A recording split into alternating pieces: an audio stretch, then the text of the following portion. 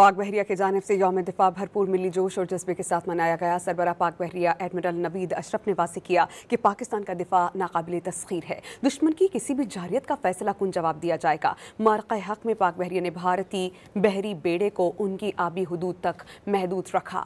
सरबरा पाक बहरिया एडमिरल नवीद अशरफ ने naval headquarters Islamabad में यादगार शहदा पर फूलों की चादर चढ़ाई और फातिहा ख्वानी की। उन्होंने शहदा और गाजियों की कुर्बानियों को खिराज अकीदत पेश किया।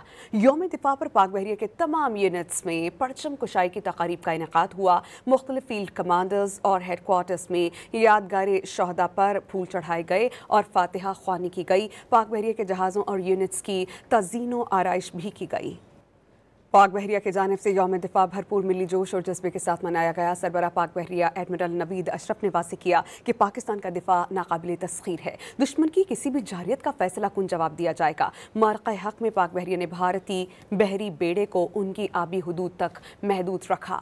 सरबरा पाक बहरिया एडमिरल नवीद अशरफ ने नेवल हेडक्वार्टर्स इस्लामाबाद में यादगार शहदा पर फूलों की चादर चढ़ाई और फातिहा ख्वानी की। उन्होंने शहदा और गाजियों की कुर्बानियों को खिराज अकीदत पेश किया। यौम दिफा पर पाक बहरिया के तमाम यूनिट्स में परचम कुशाई की तकारीब का इनेकाद हुआ।